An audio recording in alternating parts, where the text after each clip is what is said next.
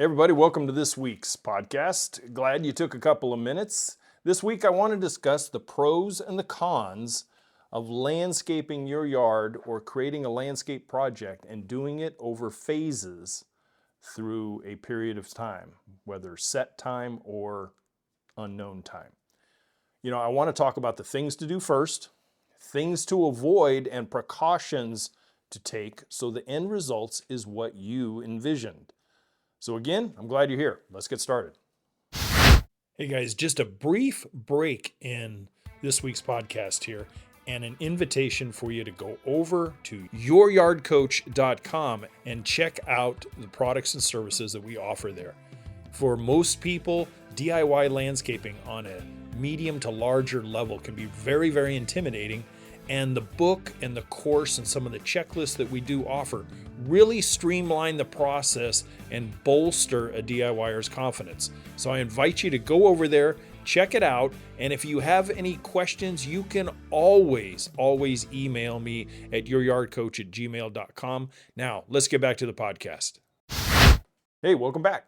Hey, in researching this week's video and podcast, I came across a few, not a lot, but a few videos on the topic of phases as it applies to landscaping projects. Some were okay, but from a professional's standpoint, someone who has talked it and walked it, honestly, they are more entertaining in value, but not complete from a practical installation standpoint or an educational standpoint. What I mean by complete is I'm speaking about the thought and futuristic thinking that should be explained when and if folks want or need to landscape in this fashion. Now, I can agree with many of the creators out there that a master plan or a master design should be attained and followed. That is to a point. The problem lies in this: how spaced out are these phases in time? Many of the talking heads, which I claim to be one occasionally, but right now it's mainly due to being like 0 degrees outside, and love you guys, but I am not recording and I'm not filming outside in this kind of weather. Many of these folks, they come across as people who could lecture, they could talk, but they don't come across as someone who's actually done the work, who's actually gone into a client's house and cleaned out a trench and explained to a client that, hey, if you want to do it in phases, here's some of the benefits and here's some of the drawbacks. They've drawn up nice designs on video.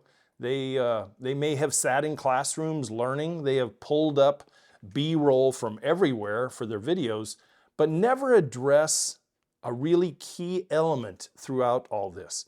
They never talk about the infrastructure as it pertains to the phases topic of landscaping.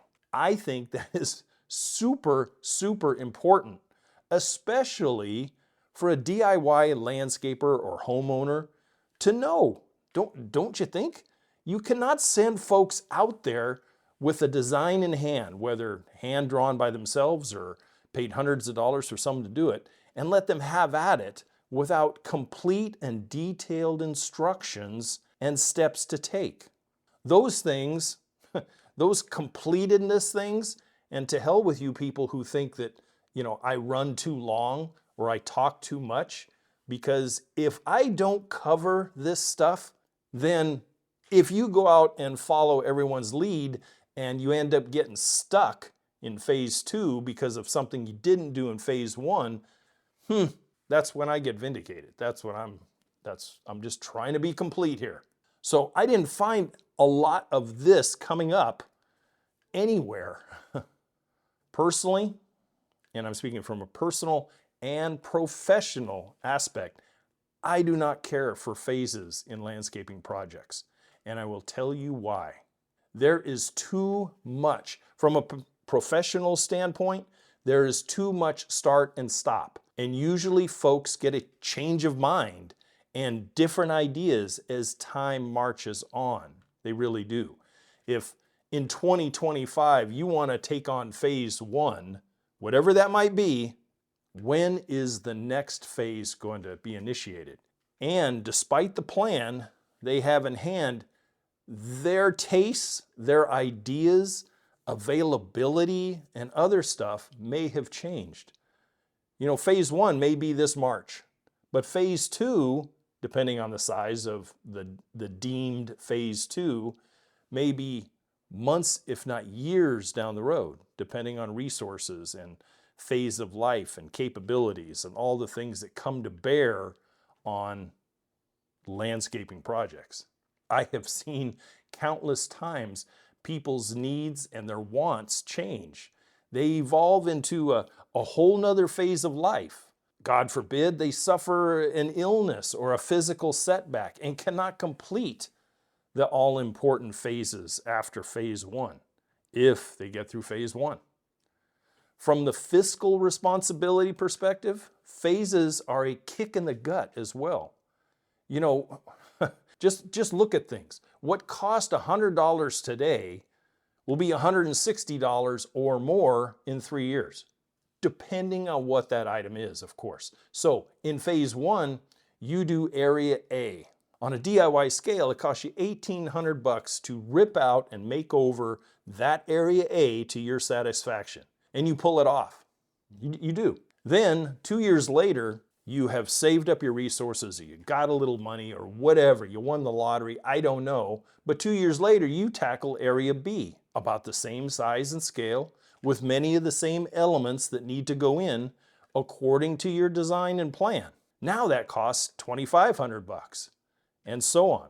Phase three, and so on. Phase four, and so on. When I was designing and contracting, I spoke to dozens of phasers as far as customers go. They wanted me to do the work, and I had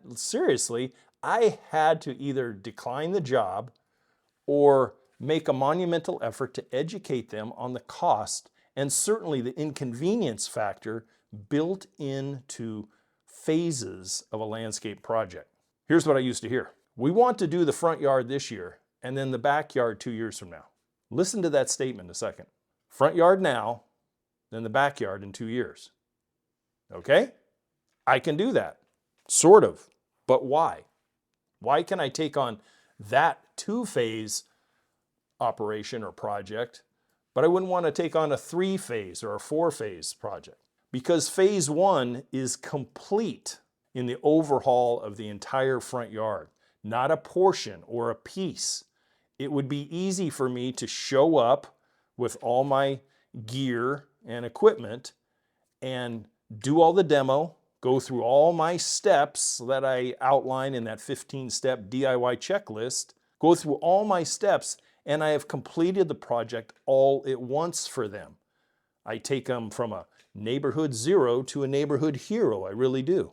I don't approach it in the aspect of, I'm going to do drainage this month, irrigation in 3 months, edging in 5 months, trees at the end of the year, and maybe finish it off 18 months from now. A good landscape contractor does not do business that way. You just can't. You can't stay on a schedule and your profit margin just gets blown out of the water. It really does. For something along what I just mentioned, maybe a side hustler, a mow and blow making some extra cash, but not a true landscape contractor in business for himself, providing for himself and his family and future, etc. You need to have a professional approach to it, and phases in incremental sizes just does not work. But even then as a whole, come in and do the front yard for me, Matt. As part of the complete front yard concept, what else did I need to think about? What else needed to be considered? Does the master plan include drainage and irrigation for the later project, phase 2, in the backyard? How about lighting cable from the garage to the backyard? How about irrigation cable from the garage to the backyard, all to be used later on in phase 2? When I bring this up to customers in my past, they would go, oh, I didn't really think about that. And now, as you listen to my voice right now, it is time to think about that. That is the only way at a DIY level that phases are really going to work for you. Now, you've hired Matt to do the whole front yard, and it looks good. People have complimented you. You've enjoyed walking out your front door now because you have something that's nice to look at. You've bolstered your value of your home, etc. Then you call Matt 2 years later and you say, hey, we're ready for phase 2. Can you come over and give us an estimate and maybe break ground this spring? I'll come on over. So I come on over there and I tell them in no uncertain terms, you realize we're going to have to destroy part of phase 1 to get to the backyard to complete phase 2. And they go, what do you mean? Well, you have a pondless waterfall and you got these boulders and you got all this stuff, which means I need to take fences out. I need to plywood this side yard here where all we have is the nice grass and the boulders and the cobblestones and everything else. All of that has to come out so we can get back there. And they get upset. Well, we just spent thousands of dollars getting this front yard done just a couple of years ago. Now you're going to destroy it? Yep. But remember my conversation with you. Phases. Now, had you chosen to do the backyard first, like I suggested, then this would not be an issue. We would be talking about redoing the front yard and we could do it right from the driveway and the street side, right?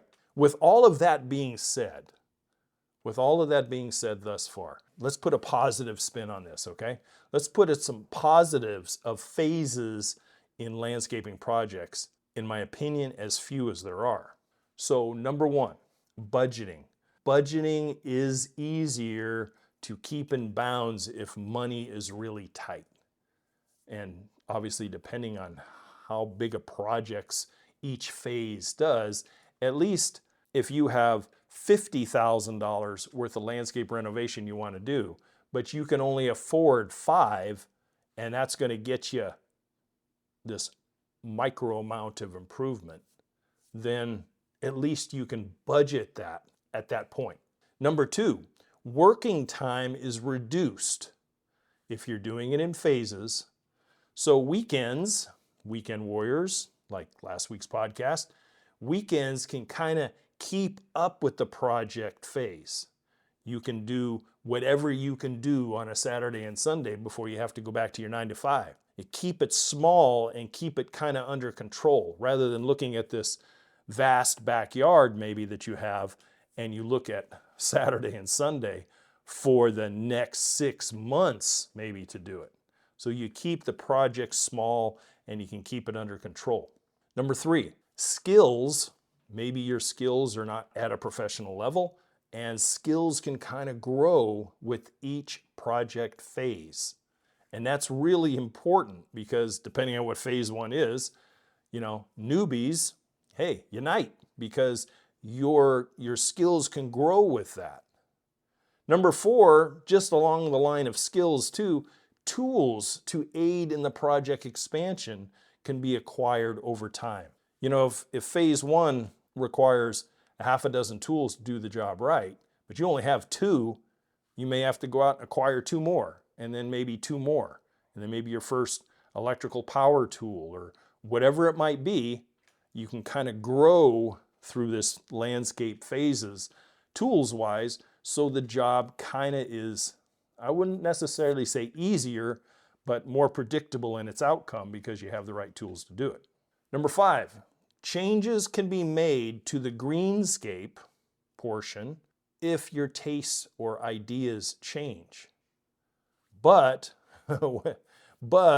watch out that you don't throw your whole master plan off by putting in a different tree because you fell in love with it somewhere and you want to have it in there, but it is going to throw a shade shadow over everything else and eventually overwhelm the yard and knock down or kill off a lot of your sun-loving plants that are part of the master plan. And lastly, smaller jobs require less fitness and body stress. You can kind of build yourself up to that landscape shape if your phases may involve, 3 phases in a year.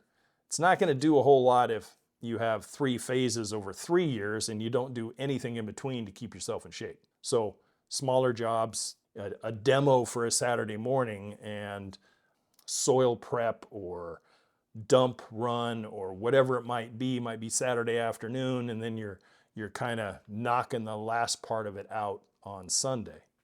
So smaller bites of that huge, huge elephant. So let's look at the cons. Some I have already covered. If you haven't picked up on my passion on this, some I've already covered. Number one would be the costs, because things are only going to get more expensive in time. I have never, ever seen over the course since the 1970s to now that plants are cheaper than they were. They have always increased in price. From 99-cent tam junipers on sale to now they're $14.99 in some places. $15 for a gallon can juniper. Outlandish. Number two, not preparing for the other phases from the get-go. If you can picture having a backyard and you are in your late 20s or early 30s and you have the ability to do 4 phases to make sure that your landscape front and back are done over the course of a period of time.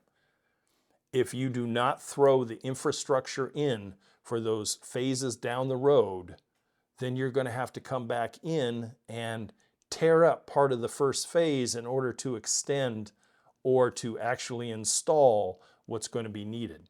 And when I say that, I mean, do you have irrigation stub-ups for phase 2?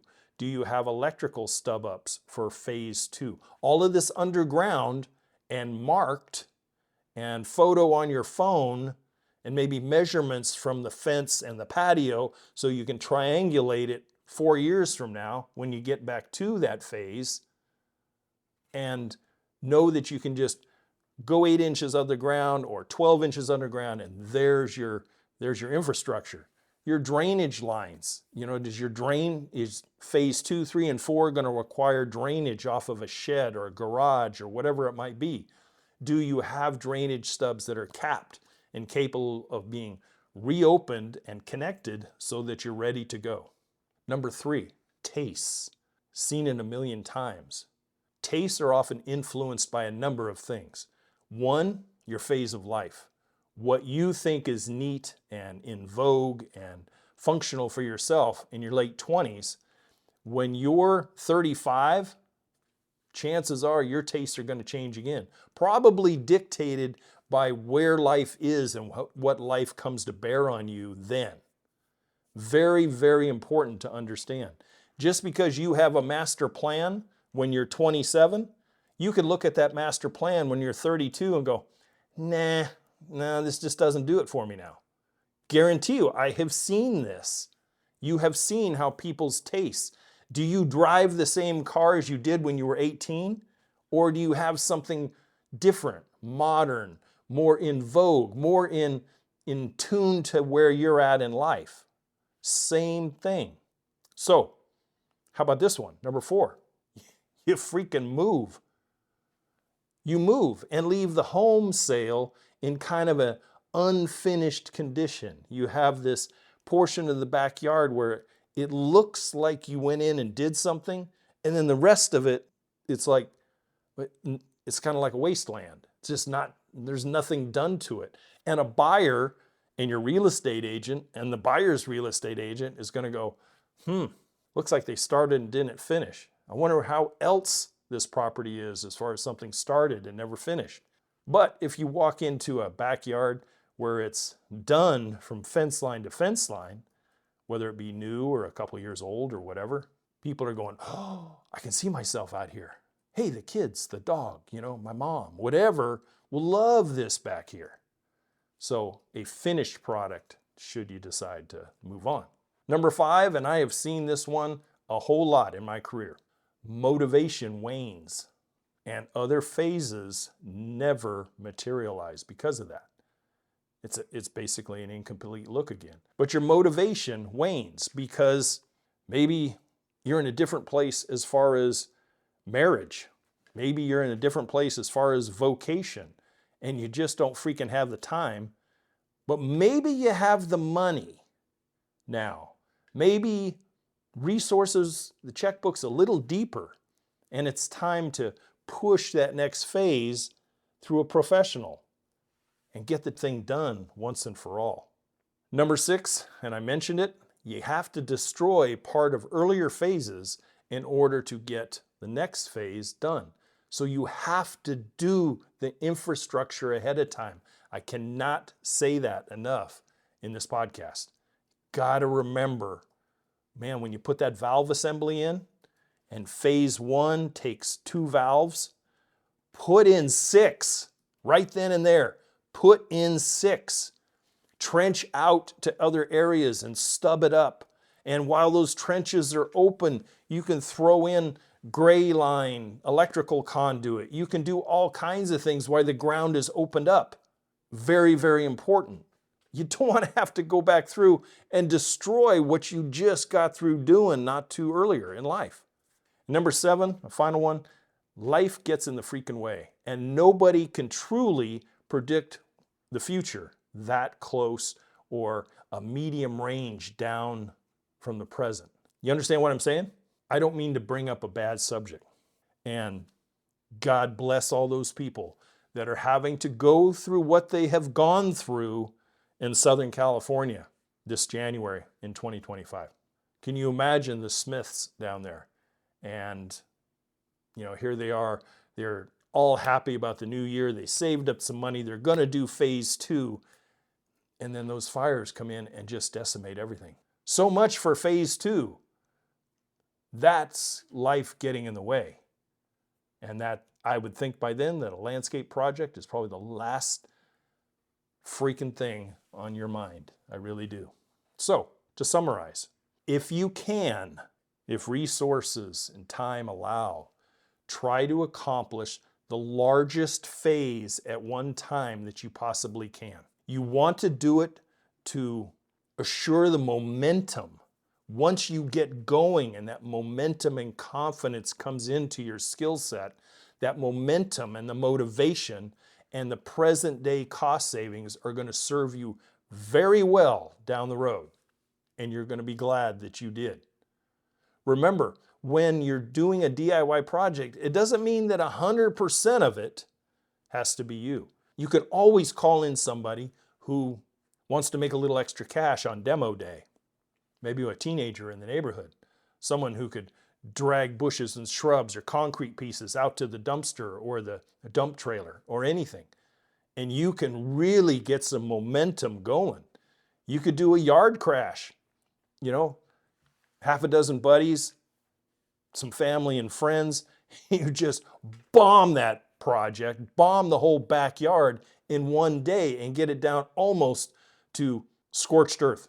This is how landscape projects are thought about, designed out, and executed in a very strategic and professional way. Not nitpicking through it. You can draw your pretty designs on YouTube.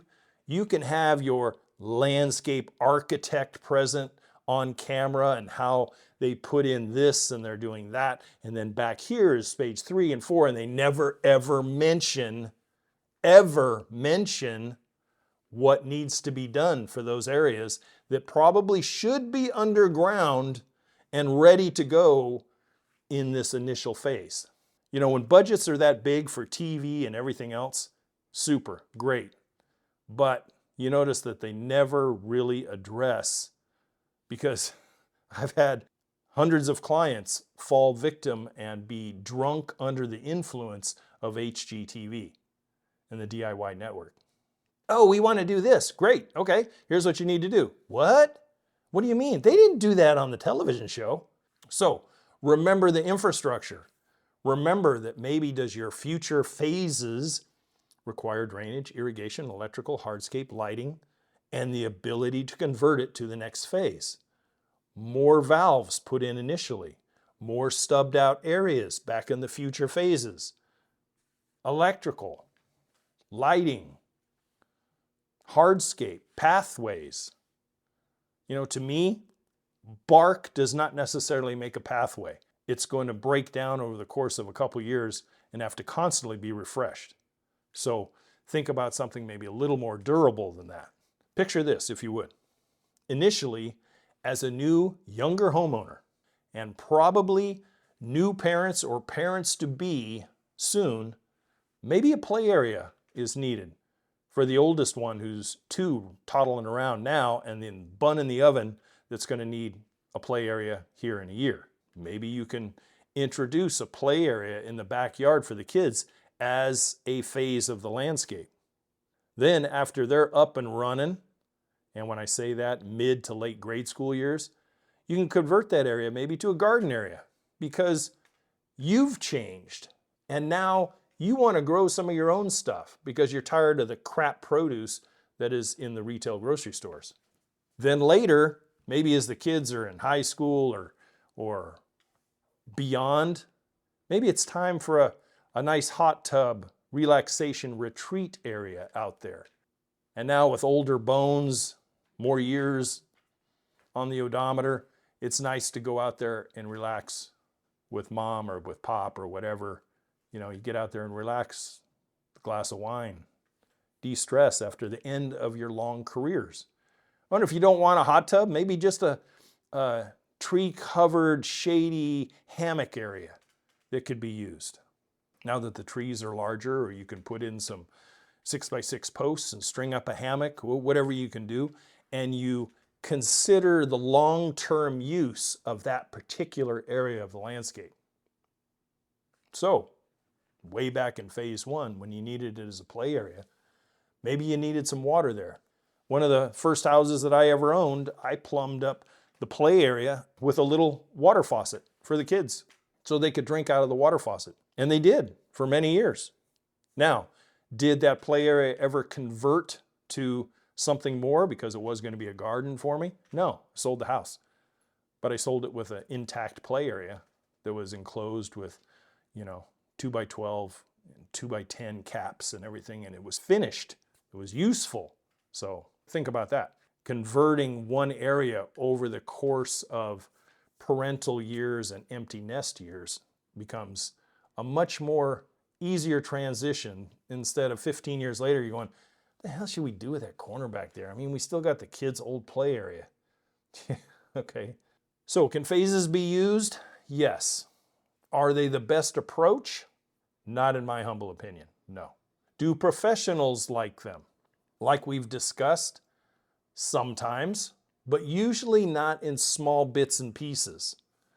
Whole backyard, a whole front yard, or if you have larger properties are involved, easy access to each subsequent phase because you have maybe you got a 1 acre area and you can do the so-called front yard this year and maybe the side yard, which is as big as 3 residential areas next year, etc. But professionals and yourself can get into those areas very easily.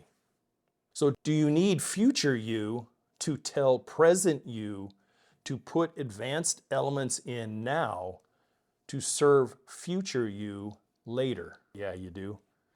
And I've hoped that I've helped that just a little bit.